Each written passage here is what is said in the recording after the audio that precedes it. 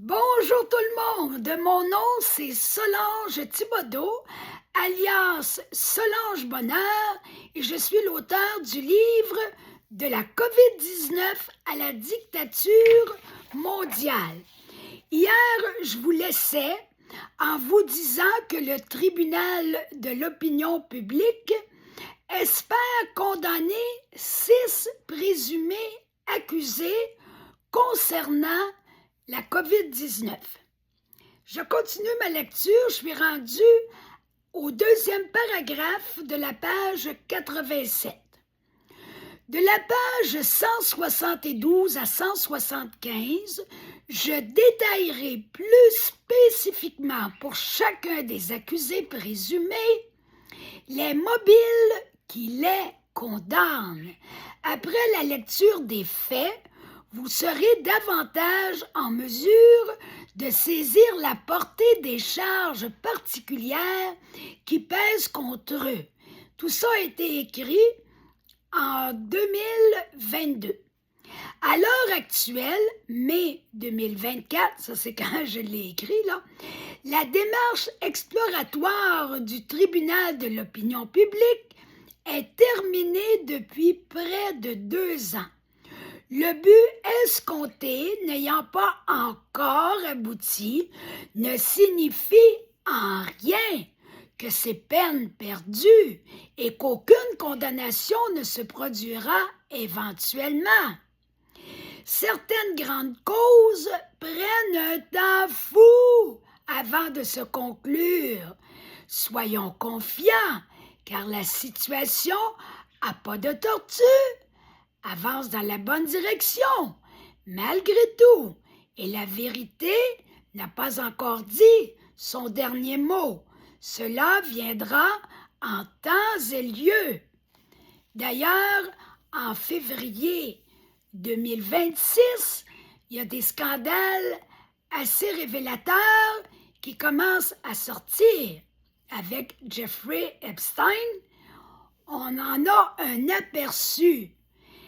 Donc, les choses se révèlent tranquillement, pas vite.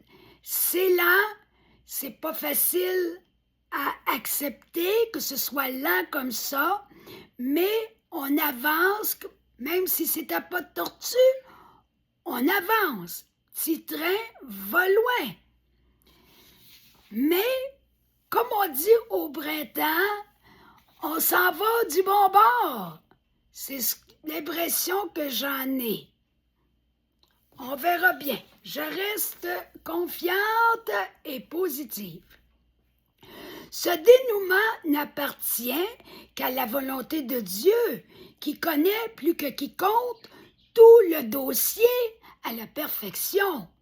Lui seul, dans sa grande sagesse, rendra justice à l'humanité opprimée au moment le plus propice.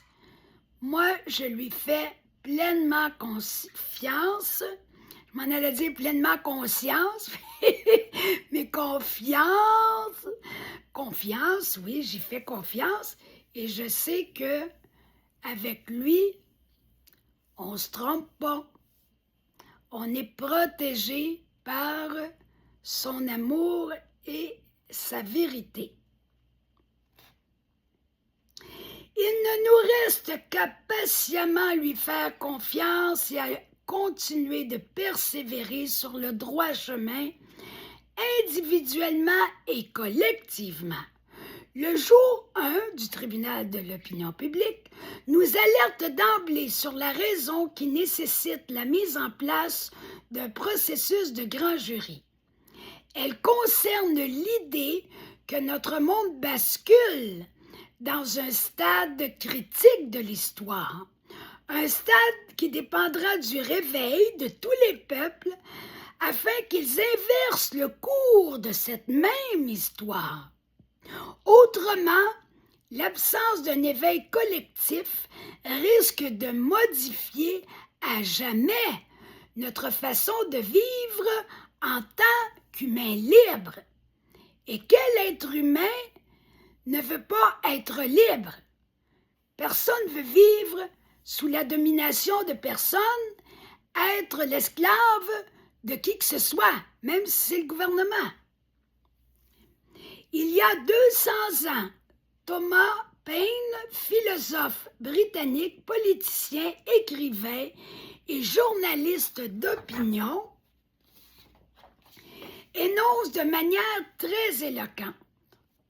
Écoutez cette phrase-là, c'est génial et très important. Ça s'applique exactement à la COVID et à tout ce qu'ils nous ont fait vivre. Les plus grandes tyrannies s'exécutent toujours au nom des causes les plus nobles. Oh, il faut y penser. Et regardez ce qui s'est passé. Je redis la phrase, c'est trop important. Les plus grandes tyrannies s'exécutent toujours au nom des causes les plus nobles. Voilà une considération de base à retenir à propos de la crise COVID. Nous ne devons jamais la perdre de vue. Elle explique pourquoi la cause très noble de la santé est mise de l'avant pour légitimer la tyrannie covidienne. Voyons donc, nous dit le gouvernement, c'est pour votre protection, votre sécurité, votre survie, votre santé qu'on vous fait vivre le confinement, qu'on vous impose l'injection. Allez-vous être contre ça? Belle grosse pogne, comme on dirait en québécois. Une autre citation bien adaptée à notre époque mérite toute notre attention à cause de l'esprit de corruption dans lequel baigne cette crise. Elle provient de Booker T. Washington, écrivain américain, enseignant et défenseur des droits afro-américains. Regardez bien ce qu'il dit lui aussi. Un mensonge ne se transforme pas en vérité, pas plus que le mal ne devient le bien, simplement parce que la majorité l'approuve. C'est pas parce que tout le monde va se jeter à l'eau en bas du pont qu'il faut faire pareil. Un mensonge ne se transforme pas en vérité, pas plus que le mal ne devient le bien, simplement parce que la majorité l'approuve. Faut pas se laisser berner, se laisser impressionner par ce fait-là. On est rendu au jour 2. Histoire et géopolitique. Pour découvrir tous les détails relevant de l'histoire avec un grand H et de la géopolitique associée à la crise COVID, consultez la vidéo du jour 2 qui est nommée à la page 91, car les pages 88 à 91, je suis à la page 88 actuellement, ne représente qu'un avant-goût de ce qui y est discuté. En allant voir la vidéo, là, vous allez rentrer dans les détails, tandis que là, c'est juste un aperçu. Jour 2. Là, c'est quelqu'un dans la vidéo du jour 2 qui se prononce. Alex Thompson, ancien officier de l'agence de renseignement, et Brian Gerish. Je ne sais pas si je le prononce comme il faut, là, mais en tout cas, c'est ça. Conférencier et journaliste d'investigation, tous deux anciens employés des services secrets britanniques, ainsi que Debbie Evans, infirmière retraitée, expliquent que le véritable centre du pouvoir derrière tout ce qui se passe au sujet de la COVID provient de la 5e colonne Wall Street des États-Unis.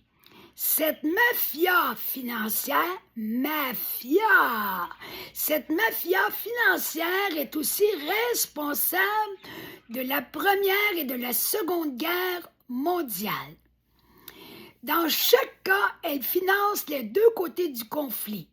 Elle est dirigée par un petit groupe de familles par le biais d'organisations criminelles et d'autres partis privés. La fondation Bill et Melinda Gates, par exemple. Elle prend le contrôle des soins de santé, d'abord en Angleterre, puis partout dans le monde.